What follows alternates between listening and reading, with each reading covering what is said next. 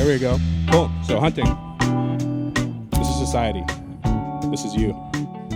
This is the rest of society.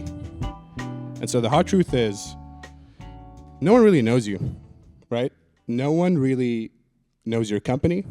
No one actually cares about your vision. Hopefully yet, hopefully you change that. No one is actually going to listen to you. And so you could kind of conclude no one is actually coming to save you, right?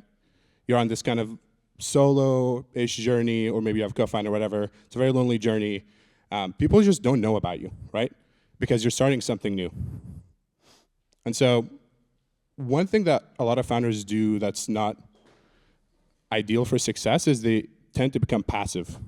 The analogy there is you're kind of like a farmer, right? You're just waiting for stuff to grow. You're waiting for your seeds to grow. You're like, hey, I'll build it, they'll come.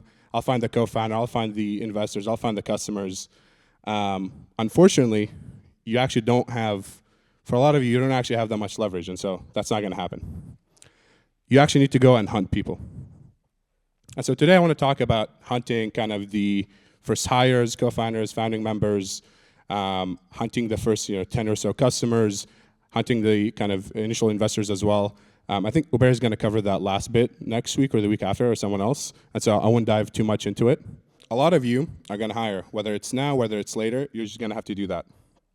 And so when it comes to hiring, for your guys' stage, this kind of the stage your companies are at, you're often talking about founding members, whether that's a co-founder, a kind of a founding engineer, founding growth person. You're looking for a very specific type of person, right? You can't just hire any Joe Schmo from the street. I wish it was that easy. And so kind of you might have heard this in the Valley, but the analogy is 1 + 1 = 3, right? It's not just a regular employee. It's someone who actually helps drive the company. And so 1 + 1 = 3. It's kind of like a vibe thing, but I'll kind of share more characteristics about what that actually means. Here's some general things to think about. Again, these are generalizations, so there's always edge cases.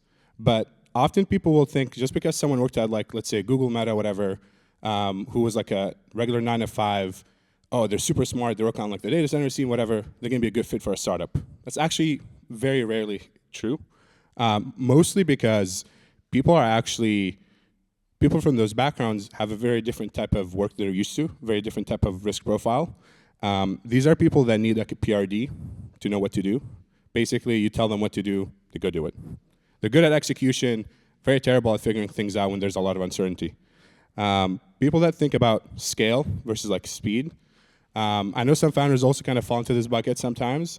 We think about, oh, how will this work for my first, million users when you have 0 users, right? It's kind of the wrong type of thinking. Sometimes you can kind of unlearn that, but just generally, the best hires already kind of know that speed and kind of time to market is more important than scale, because scale, again, doesn't apply to you. If you're at 0 users, why are you thinking about the first 1,000 users? Go get 10, go get 1. And then kind of the archetype of that person is a mercenary. It's someone who's going to do a great job when you pay them a lot of money and you tell them what to do. But they're very terrible for you guys at this stage. Instead, you want to look for people who are high agency. Sometimes it's someone who's very good at engineering or product and something else. So they have kind of I think we call it a T-shape expert. So someone who knows something very well in one domain, but can learn horizontally very fast and often has enough ADHD to actually just do a bit of design, a bit of product, a bit of what have you. It's someone who can figure shit out, right? You want shippers. You don't want people who are just looking for instructions on how to do things. You need people who can figure this out with you, because for a lot of us, we actually just don't know the answer, right? I don't know how to get 1,000 users. I'm trying to figure it out. And so when you hire someone who is expecting that instruction, you're actually doing a disservice to yourself and to them, because it's not a good fit. And then, kind of the archetype for this is more of a missionary, so someone who's in it for the long run, someone who really cares about what you're building. Kind of the best founding team when it comes to company building is a team who has the perfect ratio of builder to shipper, maker to seller. You need someone who's very good at creating the product. That's often why you hear people say, oh, are you technical? Technical means, can you actually build this product by yourself? And then you also need someone on the team who's able to actually go and talk to customers, you're able to sell it. Sometimes it's also one person. How many solo founders do we have? Okay, quite a good number. Unfortunately, it's very rare to actually have someone who's very good at both. Doesn't mean you can't get good at both, but just through experience, it's very rough to actually find someone who's able to do both. We probably have a higher concentration of those people in this room. And so when it comes to finding the right people, another thing you have to think about is how do I compensate them? Right, like if they're a founding hire, they're a co-founder, how much equity do I give them? How, what do I even do? Who here has never hired someone before? Okay, good number of people. Generally, there's 3 ways to incentivize people. Does anyone have a guess as to what those things might be? Just kind of yell out stuff. Money is one of them. Money, status, mission, learning is a good one. Responsibility, what was the other one? Team? Oh, as in like the team of cool people, I want to work with them, is that what you mean? Cool. So cash, whoever said money, you got one, kind of an obvious one. There's also equity, and then I kind of summed all the other ones you guys talk about into just mission, right? Can you incentivize them to work for this company for kind of non-monetary reasons? So it's like, hey, it's cool, I actually really care about the mission, or I really care about the impact, kind of like, this is like the vague humanities-esque category. As a startup, you don't have cash, so that part is tough. But you do have equity and you have mission. So these are the 2 levers that you normally have to play with when you're hiring. It's kind of the same whether it's like a founding engineer or a co-founder, right? You just don't have that much money. You don't have the resources to be given out to people. And so you're looking for people who are going to be aligned to work with you long-term based off of kind of the potential of the upside. Here's some general tips about just hiring in general. And then I think we'll also ask more questions. We'll just take questions from you guys about specifics. Again, these are very kind of general rule of thumb things to keep in mind. Honestly, this is counterintuitive to a lot of what you might see online, but be generous with equity to founding members. And I think I said founding hires, kind of same thing, founding engineers, founding growth, whatever. It's very hard to build a company. And so I'd rather have a slice of a small pie, I'd have a small slice of a big pie than a big slice of a small pie, right? That's kind of the analogy to think about. You need to incentivize people to work with you long term. If you give someone 0.5% equity and you expect them to do kind of a co-founder level work, well, okay, we're lying, right? We're just lying to ourselves. That's just never going to work. Even if they're excited and it might work for a few months, it's not a long-term solution. And so you want to use equity to offset the expectation in salary, right? Again, maybe you can't hire this person for $250K, whatever, base. You could be generous with equity. The specifics here matter, right? A co-founder is probably going to have a different type of set of equity, but just overall, I would encourage a lot of people, especially solo founders, to be more generous. Another important thing when it comes to equity is vesting, right? You don't want to just give the equity to the person and then they leave a month after and you're cooked, and they just have that part of the company. The standard is 4-year vesting for employees. For founders or co-founders, is 4 years. Some people, I think Uber, for example, did 6 years vesting. It's getting some traction, but to this day, kind of the standard is 4-year vesting. When you do 6-year vesting, investors will, I think, like that because it shows stronger signal. Not that much of a difference. And then 1-year cliff, which means if that founding member or co-founder leaves before 1 year, they leave with nothing. It's a protection to actually protect you and the company in the case of a conflict, whatever, which happens a lot. Another good tip is always trial, right, before you hire and commit to someone. Very often, you find someone who's great. Maybe they have I don't know, they worked at all these great companies, maybe a founding engineer at the YC company, whatever. They're great, but you actually can't work with them. And so the worst thing that could happen is you're stuck with this person that you do not want to work with for 10 years. Kills the company. It also takes the point away from why you're a founder, right? You're a founder because you're in control of your destiny, you're in control of who you hire, you're in control of the people you want to work with.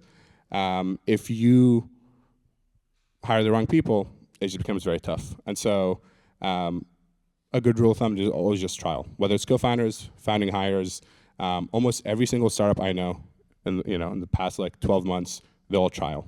The trial even like up to employee 20, 30, whatever, kind of differs based on the culture, but always trial people before you actually commit. Yeah, question. What's a good trial format? Great question. I'm assuming this is like for like a founding member, co-founder type role.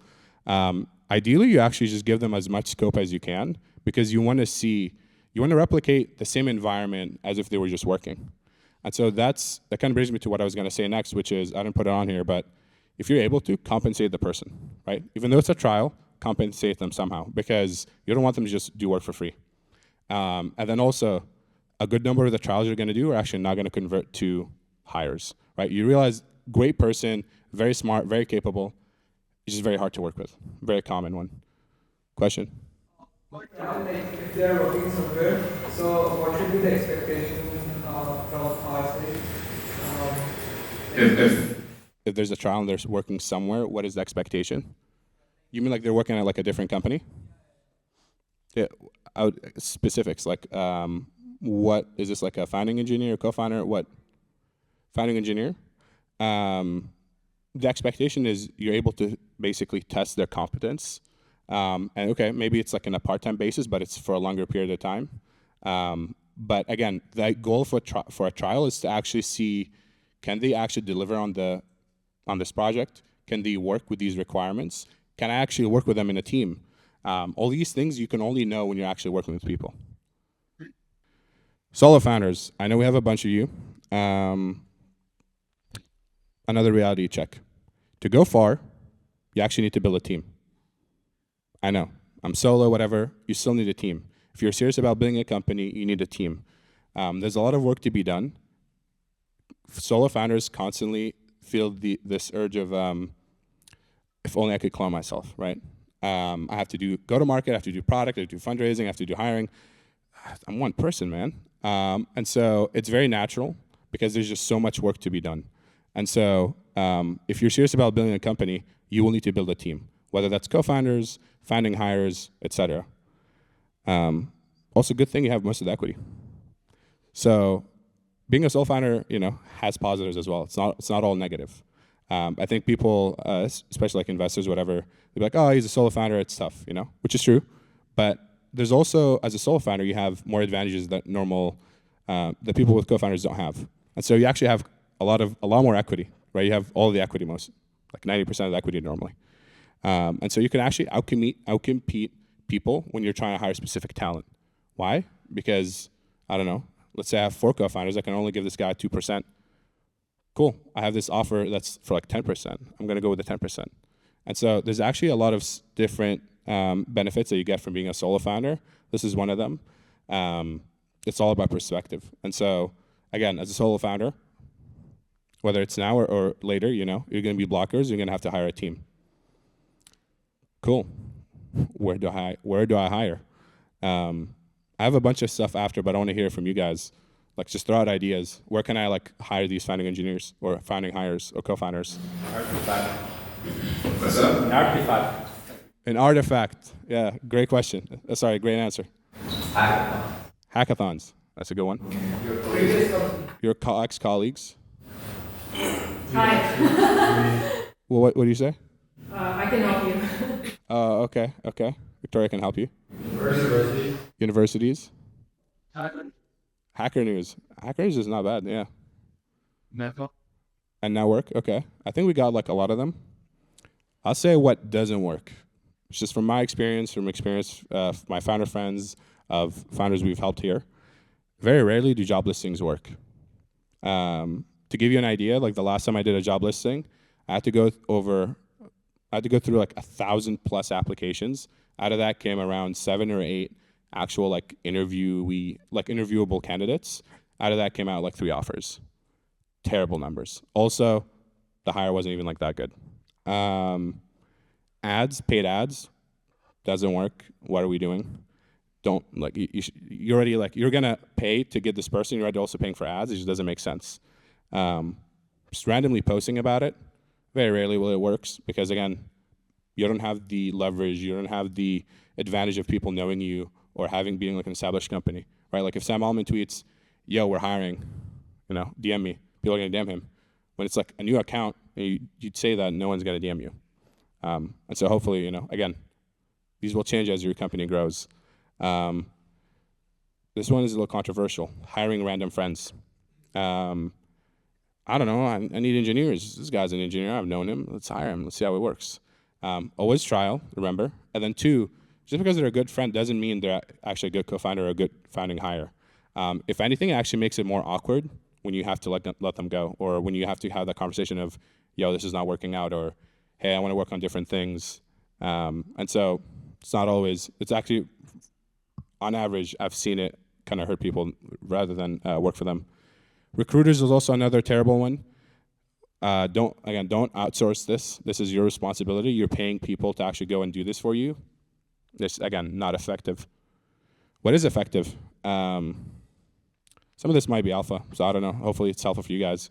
Stock and GitHub. This always works. This is more like maybe DevTooly-ish or AI, like deep AI model-esque. Wow, people are taking pictures. You guys will have the slides, by the way. Okay, this is how you know there's PMF. You see something people want. Yeah, stock and GitHub repos, doing PRs, doing issues, finding people's kind of contact info through their GitHub profile. It's a great way. A couple of my founder friends do this. They've hired up to 15, 20 people solely through just GitHub stocking. Paid referrals is another great one. Paid is kind of optional. It just guarantees that people are actually going to put in effort. I've done it many times. I'll just come across people or look into my network of smart engineers that are looking for jobs and just kind of match them with companies that my founder friends are running. Works great. If you can do paid, it's great. Sometimes you can't, and so you'll do referral in some bases, or maybe you'll pay them later, whatever.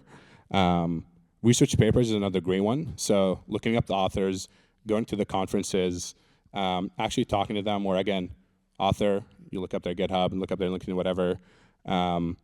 Being very targeted is the great mechanism here, because it's not just a random thing. I'm very intentional about why I'm talking to you. I've actually read the research paper you're doing, and I think it's great. Another great channel. Hackathons, I think people said hackathons. Hackathons are actually very, very cool. You'll find kind of initial hires. You'll find co-founders there. And actually, I don't know how many of you share this, but a lot of great companies start in hackathons. We've funded many companies that have started in hackathons, where just kind of a random people, a bunch of people started working together. They end up work on the product, working together, ends up being great. They get traction, very common. Niche discords or forums or subreddits is another great one, because again, there's a high concentration of like-minded people, right? Artifact falls into this category of everyone is here to build a company. Everyone here wants to actually build something that people want to use. They want to build something that has impact. They want to build a big company. And so going where these high ambition, high agency people are is always a great method. Inbound is also great, right? So doing a random post in the void might not work, but okay, if you're constantly talking about what you're building, people are just gonna get interested. And so this is another way people find co-founders. They post about the stuff they're working on, they keep posting about it. At some point, someone else reaches out and they're like, hey, I'm actually also doing something similar. Or hey, I'm doing this for a different thing, let's talk. And then organically that becomes, it nurtures into a co-founder-esque relationship. It's very common. And then I love this one, power users. This is the most fun story I could share is someone Furkan ended up hiring for one of his previous companies. He had one power user that kept complaining. Yo, fix this. And at some point, Furkan was like, yo, I'm gonna add you to the GitHub repo. I'm gonna just, you fix it. And so if you're able to find people who care about the product as much as that, it's always worth having a conversation. Kind of the bottom line is you're looking for people who really, really care about the product as much as you do. And that's actually very hard to find. Question? Yeah, but this is more for technical. This is more for technical. It has technical bias, yeah, correct. But if I want, for example, on sales or some specific finish. I think I need to adapt what you're saying, but for this person, I go to try to see the events that they go, try with them. Yeah, I mean, if you're trying to find a non-technical co-founder, one, a lot of them also end up at hackathons because they're trying to start something. There's some of this stuff, still applies, right? Like, go where they hang out. Like, they're on subreddits, they're in Discords, right? Just because you're not technical doesn't mean you're not on Discord. Again, hackathons are good. Okay, maybe not GitHub. Although there's a lot of vibe coders now. There's a lot of non-technical vibe coder co-founders. So you might not, you never know. But yeah, some of it you'll have to adapt. Ultimately, these are kind of like mechanisms for you to understand, right? Like, I'm going where these people hang out. I'm trying to go where there's a concentration of these people. But good question. Reality check. Got to hit you with another one. If you hire, you have to fire. It will suck. Like, actually a lot. It's very painful. But you'll get through it. You know, I promise you'll get through it. Who here had to fire someone? Wow. Okay. Okay, so we have a lot of resilient people. I'm not going to ask people to share stories, but I've heard so many stories of people firing or having kind of to fire people. My first fire, I felt so bad. I literally went and got them a job before I fired them. Because they were great for like a different company, not me, and they're doing great still. But I was just like, hey, this is just not a good fit. And so different people will have different things. I know people, I have like friends who like vomited, just like over the thought of like, hey, I convinced this person, they've been working, I need to like let them go, and I just can't have that conversation. So it's very tough, but I promise you, you'll get through it. And you know, it looks like a lot of you have, so you could always lean on each other. But bottom line, if you're not ready to hire, if you're not ready to fire, you're not ready to hire. I don't think this applies to any of you, to be honest, but just as a precaution. I'll end kind of this portion of the slide deck on hire slow, fire fast. You're hiring people this early. It's very easy for them to actually ruin the culture of the company. And so, what's the saying? It's like one bad apple runs, I don't know, the tree, something like that. Okay, people get it. But really, when someone is not a good fit, the best thing you could do is figure out how you can kind of have them land in a better place, or not work with them, because it's like a poison and it poisons the well, and you need to kind of handle that even though it's like painful. What do you think are the things that you should look for in a co-founder besides the expertise, right? Like besides the good. Look, you're saying like the vibes part of this? Yeah, like say I want someone who's not technical. I know that I need to look for someone who's expert in go-to-market, but besides that, how do you make sure that they are good co-founders? So to make sure, you have to trial, right? But then I'll give you some of the stuff I already said. So they need to be complementary to you, right? You don't want to clone yourself. That's not helpful. 1 + 1 needs to be 3, not 1.5. And so there's a lot of things like, hey, do they naturally lean more towards this, like more towards sales than, for example, engineering? How do they think about doing go-to-market, even if they're technical? Like one of my co-founders, for example, when we started, we're doing the incorporation, and you basically have to like list the office or whatever, CEO, and he goes, okay, I hate talking to customers, that's you. I hate talking to investors, that's you. I was like, you know what, yeah, makes sense. Like, I want to win, I don't care. We're both technical, we're both engineers. We both worked on the product, but I actually cared more about winning, and also I realized I enjoy talking to people, right? I enjoy doing sales, go to market, whatever.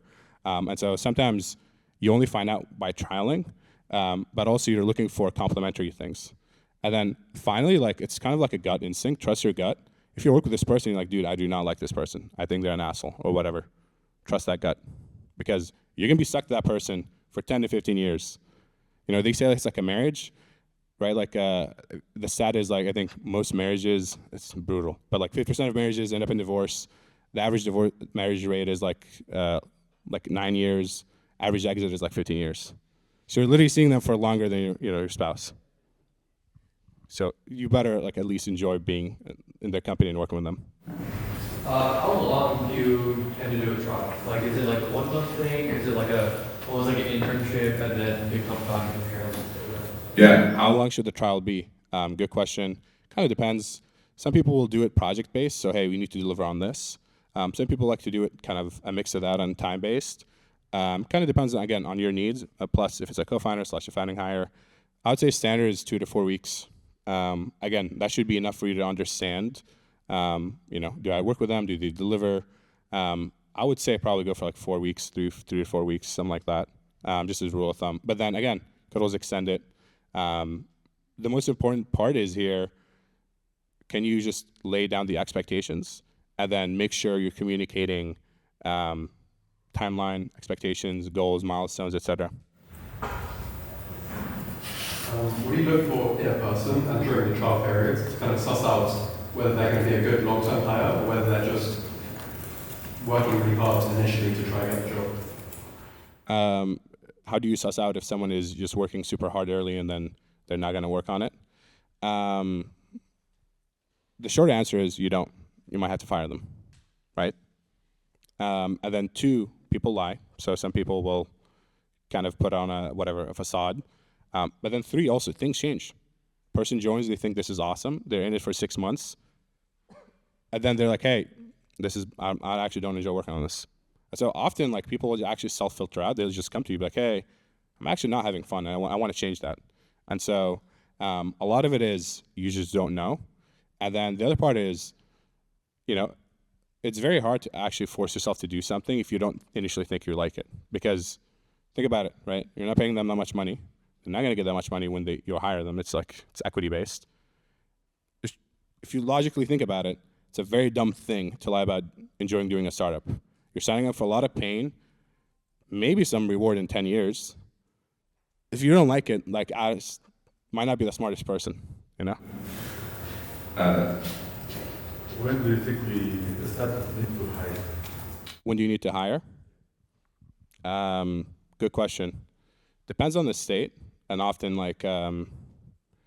some will say ABC always be hiring. Okay, no one left. Some people will say it's basically when you're blocked by something, and so hey, I realize I'm just terrible to go to market, and I literally can't get customers. Okay, so what is my option? I need to literally go get someone to do that. But it can be also another option that you go to sales coach and he coach you, and then you do the marketing of the sales.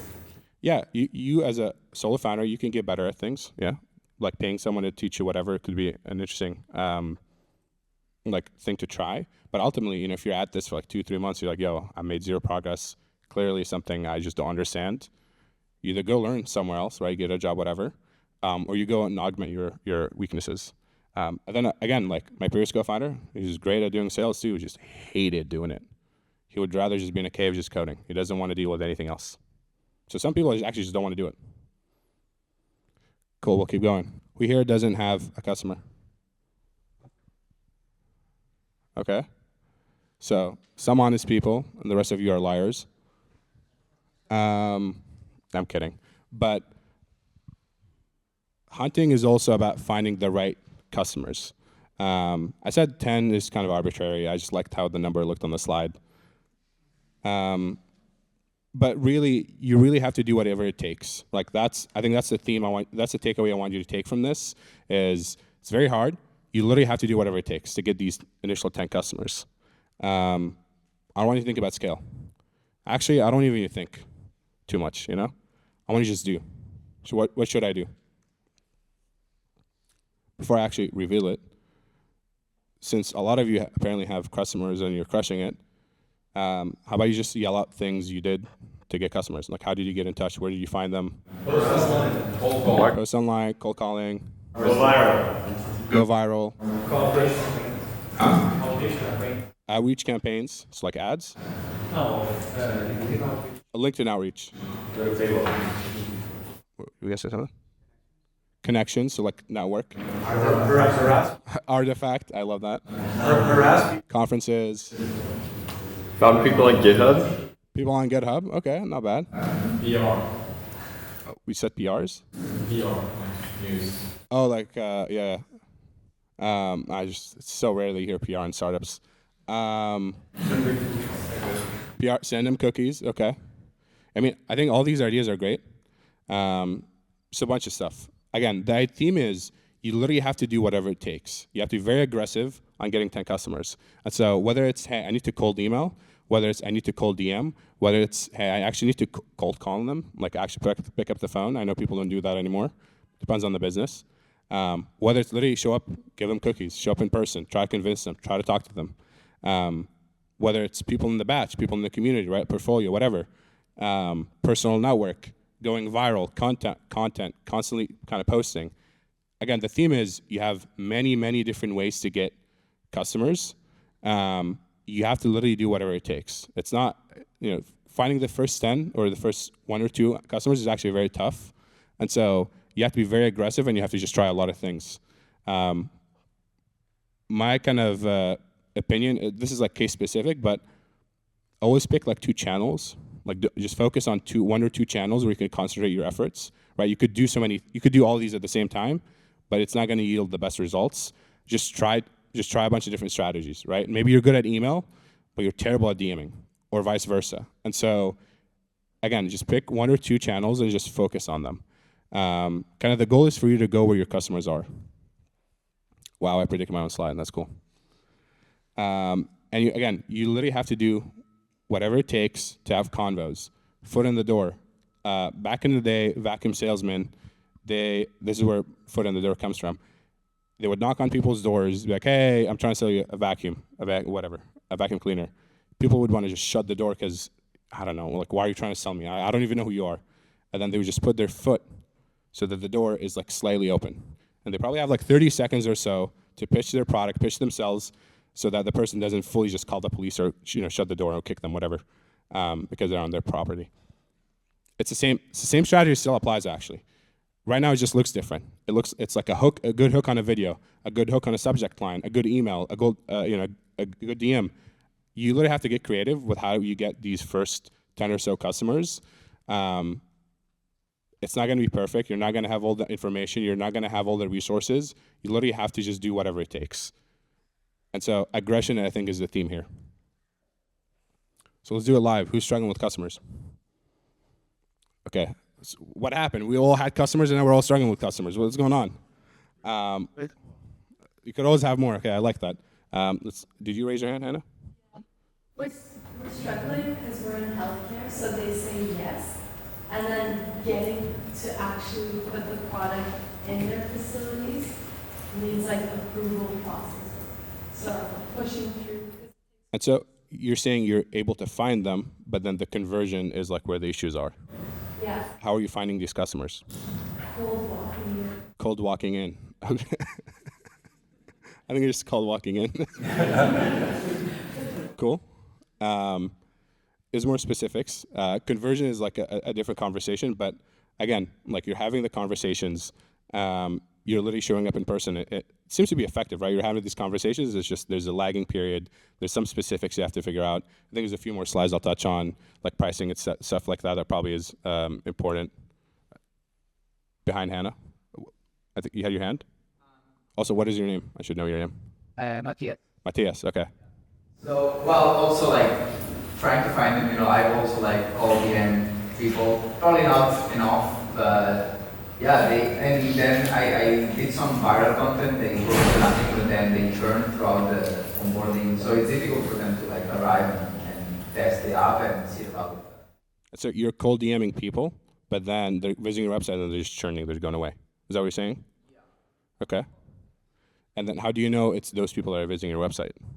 Well, I still expect to go to. Because you're also doing content, right? Yeah, I'm also doing content, and some of them went viral, and that led lots of leads to the page, but just a very small part actually registered, and very small part that actually finished the registration and used it. Cool, makes sense. What I would do if I were you is the DMing part, like, why are you sending them to a website? Just hop on a call with them.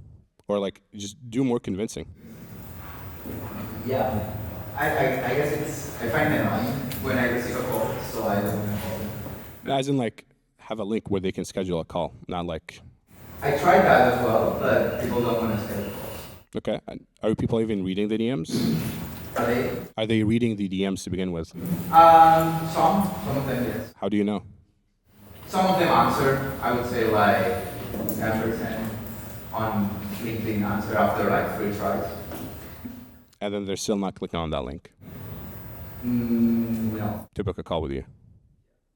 Okay. Not like, I guess one of them, I didn't get a small. So, How many DMs did you send? really not. Huh? Like 50. Oh, okay, come on, 50. Yeah, I said small scale. Okay. So yeah, one thing is you just got to do more, right? More top of funnel. 2, just more targeted outreach. And then 3, sometimes it's the customer you're talking to just gets so many DMs. Or like if you're trying to build something for recruiters, for example, their LinkedIn DMs are cooked. You're not going to get their attention that way. You have to think about, which channel can I, is it some groups that are sharing tips in? Is it like a forum? Is it literally a part of an agency I could show up in? Whatever, stuff like that. And so I would also think about just the medium you're doing it. And then for content, so I would say you have a lot of website visitors. You might not have customers yet. It's kind of separate issue, but content is another like good mechanism to actually bring attention and try to get customers. We'll take one more.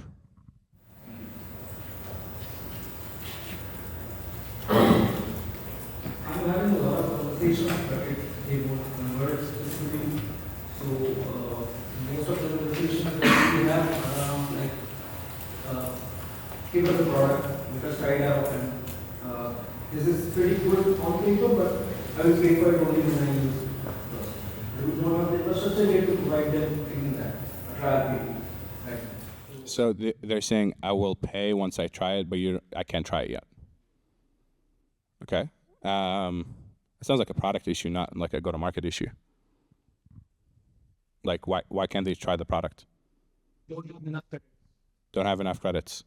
I think we might have briefly talked about this in office hours, but go get credits so you can actually give. That's fully not a go-to-market issue. It's just like a product issue. You can't charge someone or expect someone to use something when you can't use it. I think this is very specific to us, and we haven't started testing this with marketing. We've just been cold calling back from Norway.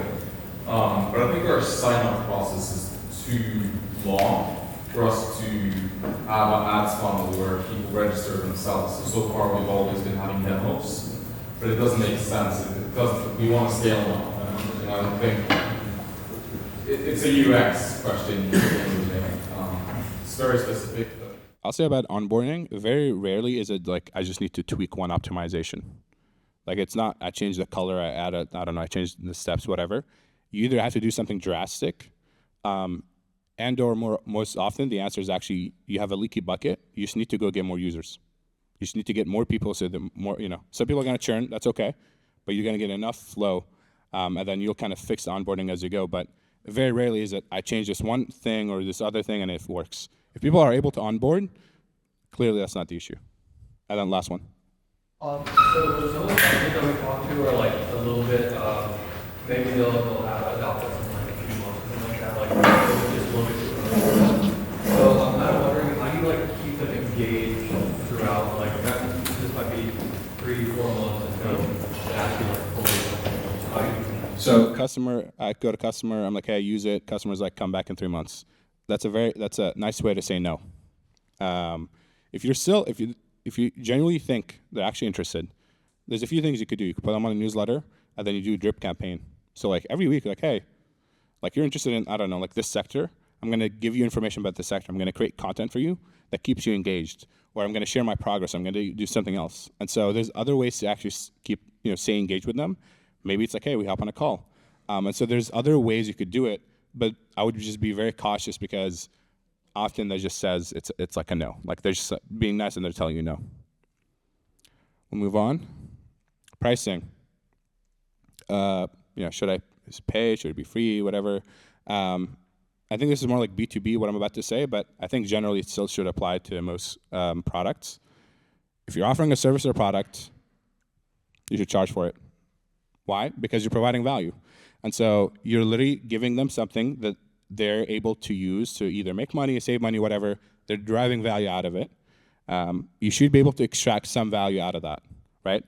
The exact specifics are kind of muddy. It's okay. But still, you should be able to charge for your service or your product that you're using, unless you're not, right? unless you're not providing value or your customers lied about your product and they're just kind of, I don't know, they're being, like, hey, it's not, it's not super useful for us now, whatever, maybe in a few months. We have to remember, customers are people, right? And then people are nice, which is good for society, but terrible for you as an entrepreneur. Because they'd rather lie than to hurt your feelings. And so for you want truth. And so it's very hard to get the truth from people because we all lie. I think the average person lies like 10, 20 times. I don't know. It's a lot a day.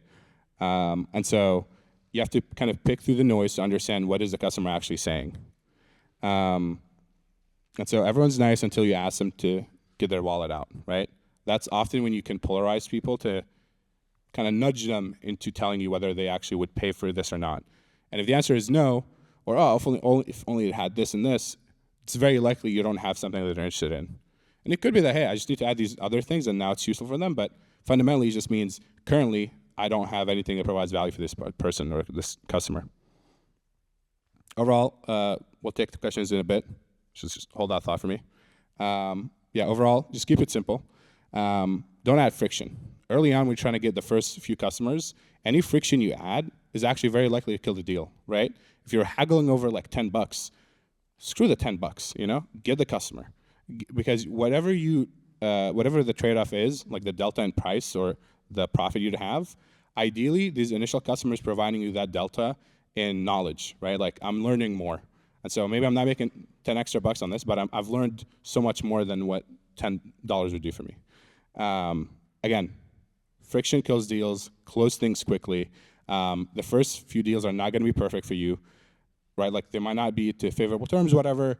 Again, that's not the goal. The goal is to just get customers. If you're able to get, good pricing, whatever, it's okay. If not, good thing you're tackling a venture scale company where you have, thousands or millions of users who could actually be customers, right? It's okay if one isn't perfect. I'll kind of give more specific tips. If you do have to, at some point you have to come up with a price. The best way to look at it is like probably to anchor to comps, so like comparatives. You basically look at the market, what are other products charging? What do other products in this category or generally that this customer is using charge? If you're doing something like kind of new, let's say you're replacing a function of a person, how much per hour do they pay? How much per hour can I charge from that, right? Anchor to something that the customer understands. Ideally, if you're able to translate it to the customer's business model, right? Like, let's say the customer thinks about this, I think I gave this in office hours, but in hectares, right? Your product is in credits. It's in AI credits, right? The customer doesn't care about AI credits, they care about hectares. If you're able to come back with them with the specific business model that makes sense to them, right? Like, I'm gonna charge you this X for this amount of hectares. Again, it just reduces the friction. It's more likely to actually get you a customer. And then also it just makes more sense for the person.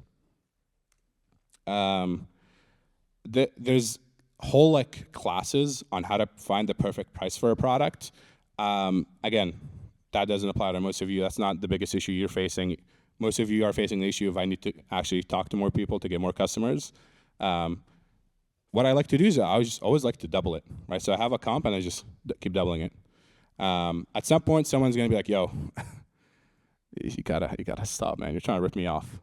And I'm like, "My bad, boss. For you, you're getting half off." And so we're back to before we double it. And so that's kind of, you do that a few times, you realize, okay, this is probably what the market is gonna price this product at. Again, most of this, I wouldn't over-index on it if I'm you guys. Cool. Time is money. I don't know. Wolf of Wall Street. Pretty cool movie. Yeah. So I have a quick question. So for the early customers, we noticed in our conversations, they often expect a steep discount. They're taking like a big risk on us, risk for their trial is giving us a chance. How do you like trim the right discount? Because we've lost money on deals where like the price we charge them is less than our cost, partly because we're still developing and optimization has to take place, but partly also because that was the only way to get things off the ground. And I'm just like, how do you decide where to land? Are you talking about that one specific customer? Well, that guy was tough, but in general, before that also we've had this conversation. Okay. They had one customer that was like a classic businessman, who's like, you gotta spend money to make money, one of those guys. Well, that guy's going to negotiate with you because he's a good businessman. But for your question specifically, the discount is, you know, sometimes you're losing money, but what you're gaining is actually more valuable, right? Like you're getting information. And so it's not a specific percentage. It's deal specific. And then two, again, you're trying to minimize the discount. They're trying to maximize the discount. You're going to find like a middle ground. Ultimately, you need to also make sure you're not getting ripped off, right? If you're providing like $10,000 worth of value and you're only getting $1, what are we doing, you know? Sorry, related question. Like, the price is not right in the first go. You're kind of like optimizing, figure it out as you talk to customers, like you said, doubling and things like that. There's a fear that my co-founder and I have in the B2B world that word travels.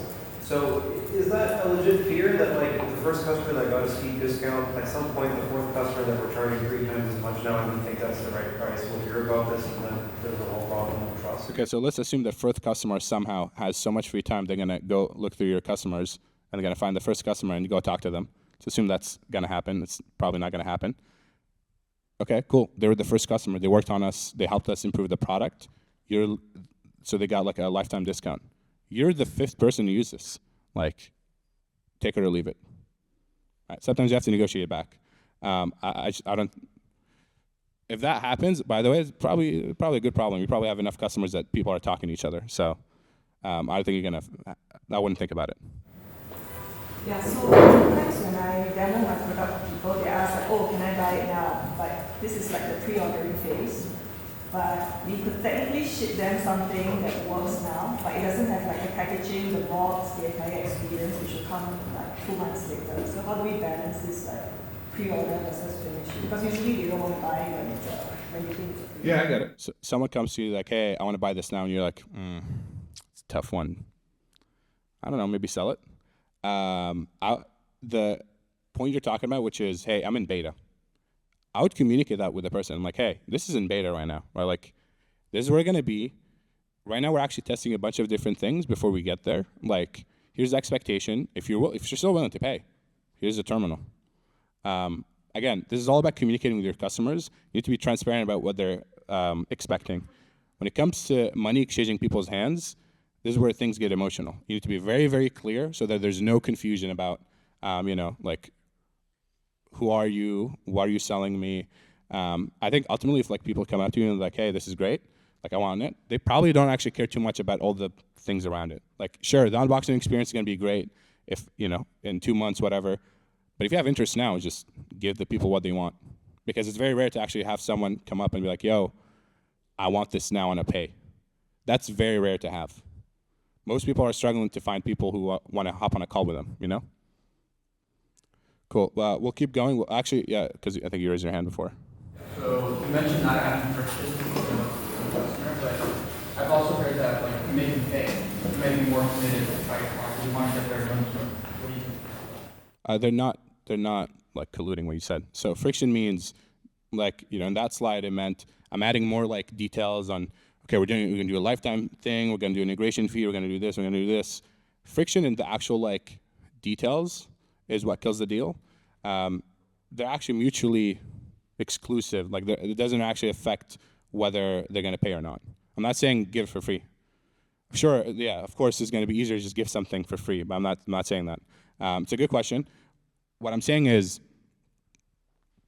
if you're already providing value for them, you should be able to charge. Cool. We'll keep going. Again, I don't know if we have a speaker or if where is doing it, but we're gonna have like a more detailed, like kind of presentation about investments, the specifics, fundraising, etc. I kind of just want to get you started on some basics, and then I think I'll just kind of stick around if you guys have questions. So there's this question that some of you might have, which is, should I raise? I don't know, man. Yeah. Like, I'm not gonna tell you like whether you should raise or not, right? That's, I'm gonna help you kind of figure out the answer, but I'm not gonna tell you what to do. So here's some questions that you should ask yourself first. That should help you kind of understand what state you're in. One, are you chasing a big idea, right? Is this a serious thing, or is it like kind of like a cool new shiny thing I'm working on? Maybe it has some customers, but like I don't want this to be a big company. I enjoy this having 10 customers, and I just care billing about the product. Not every idea is a big idea, and forcing them to be big ideas is actually, it would kill the idea, right? There's countless businesses that will die because they raise venture money because they're not meant to be venture businesses, and actually the founder doesn't want to be a venture-backed founder. When you raise money, you basically, I want to say you get a boss, but you get you get a bunch of people that are expecting you to grow this business to be a billion-dollar business. One, that's stressful, and two, you need to make sure what you're doing is actually aligned with that model, right? If your business only has 100 customers and each of them will pay you $2 or $10, there's no shot that becomes a billion-dollar company. It just doesn't, the math doesn't work. And so you could always do some back-of-the-napkin math to understand kind of the opportunity, to kind of really think about, okay, these are the type of customers I'm going to service. These are the type of customers that are using my product. Am I actually chasing a big idea? Another good one is, can I even build this without raising? Like, do I need to raise this to do the first version of this product? Do I need to go and dilute myself to get the first version of an MVP out, right? I think the answer to a lot of you is going to be no. But again, there's specifics, especially like in deeper tech. Sometimes you just, the answer to this is no, and so you kind of have to go raise money. Do you have less than like a month or two of runway, right? You got to pay the bills, you got to pay rent.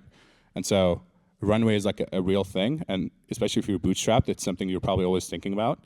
I had to fundraise, I think my first like ever official fundraise, it was me and my co-founder at that point, that some people left. We're 2 months without like payroll. We're on like a credit card debt, right? And so it's not a good position to be in. You probably want to fundraise before you run out of money. Another good question is, do you have traction, right? Do you actually have users? Do you have people who care about this, or are we just going nowhere? Is it something that maybe no one wants? There's a lot of questions you should ask yourself. If you have like no traction and also have no runway, it's very tough. Like, it's very tough. If I'm ever in that position, and this is kind of my opinion, I'm not telling you again what to do, I would go get a job. It's not like a bad thing. It's literally, I literally have no leverage to raise money. I have kind of like, I have no users.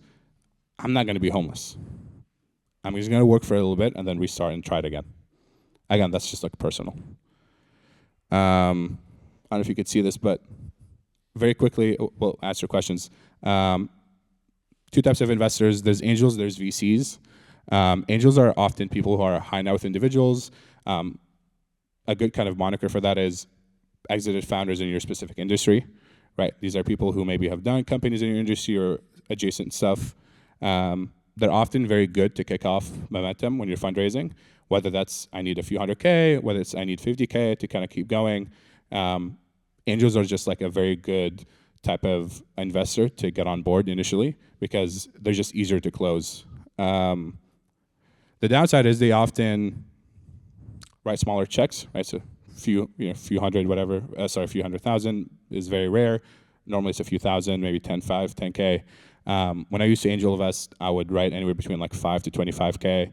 I would hop on a call, get to know the person. It's like a 30, 40-minute call. I asked them about their product, whatever.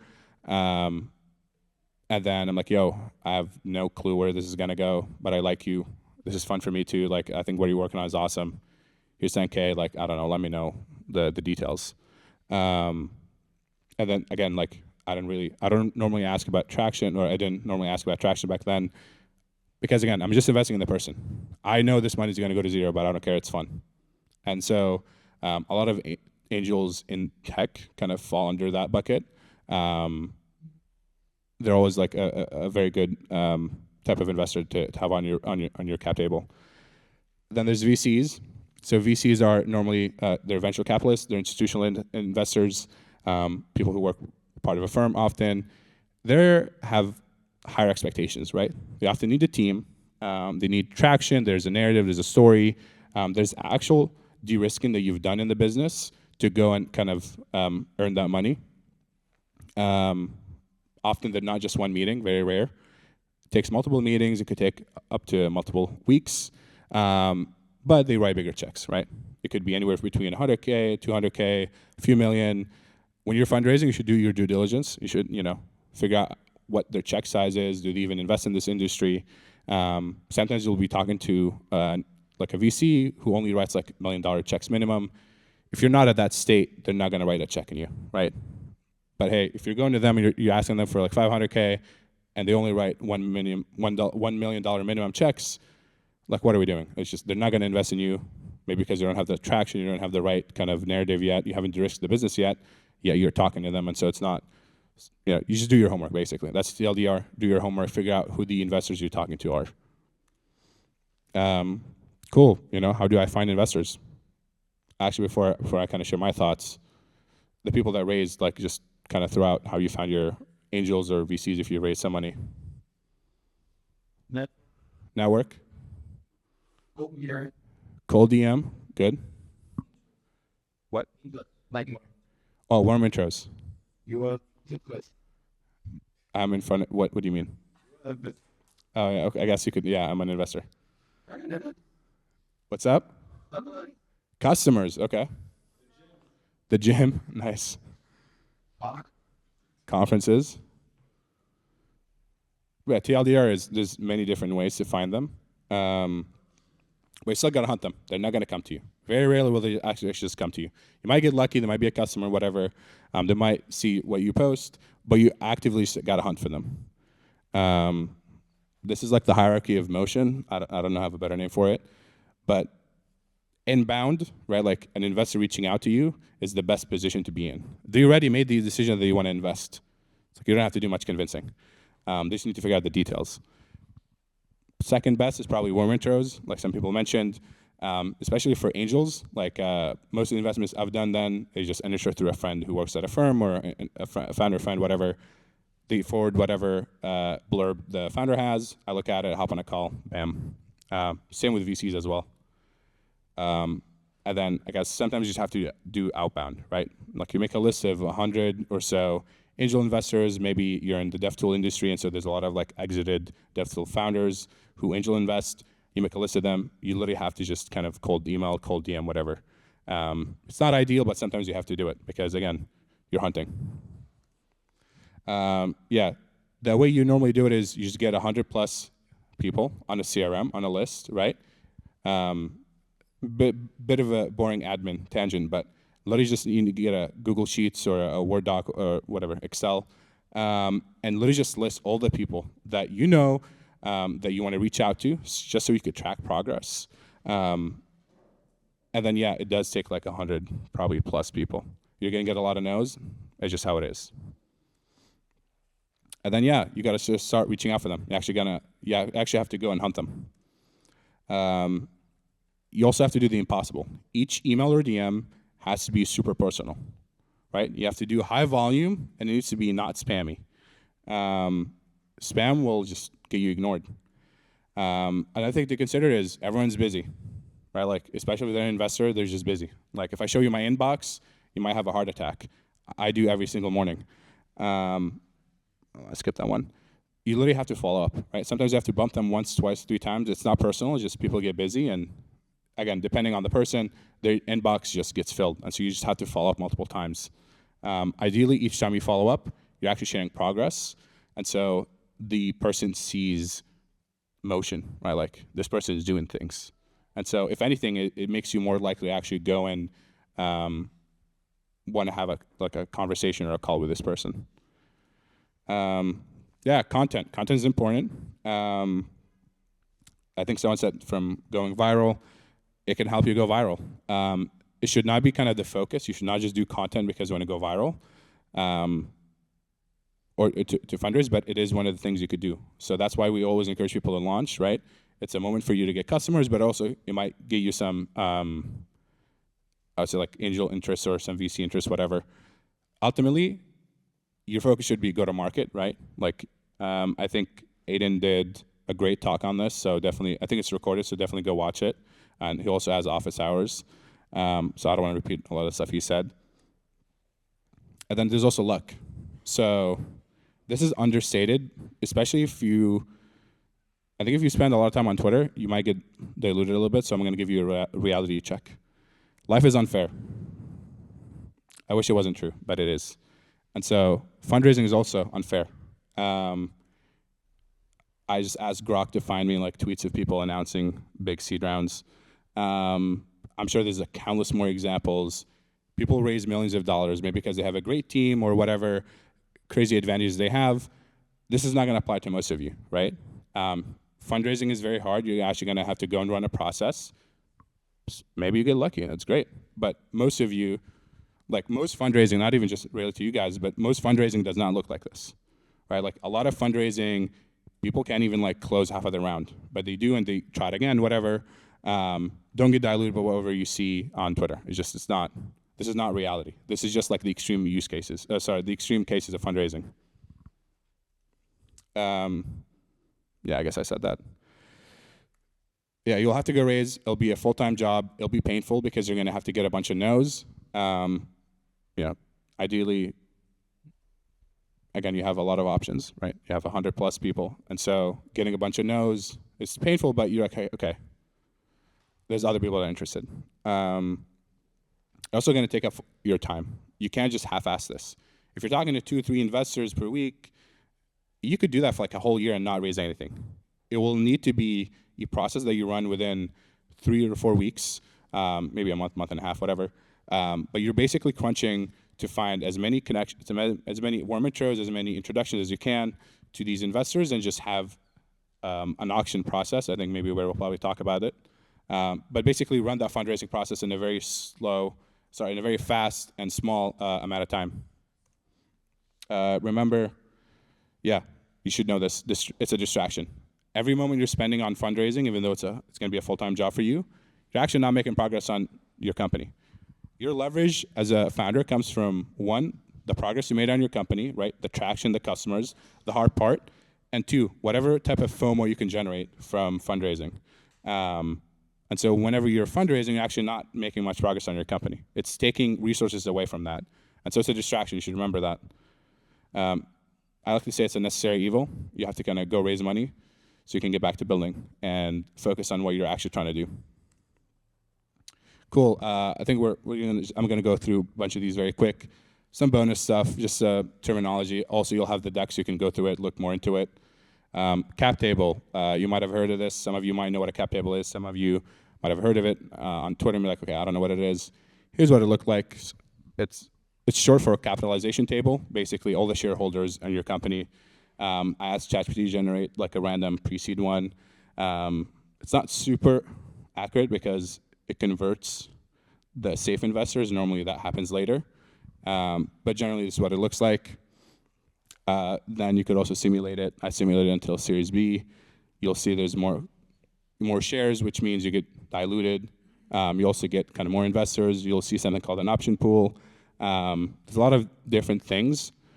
I'm gonna give you homework, just go look into them. And then any questions you have, feel free to come to me, find me, office hours, group office hours, one-on-ones, whatever. Happy to kind of help you more. But I don't wanna like bore you with the details. It's all ChatGPT-able. We no longer say Googleable, we say ChatGPT-able. Yeah, I don't know who's doing it, but it'll be done next time. That's it. Thank you guys.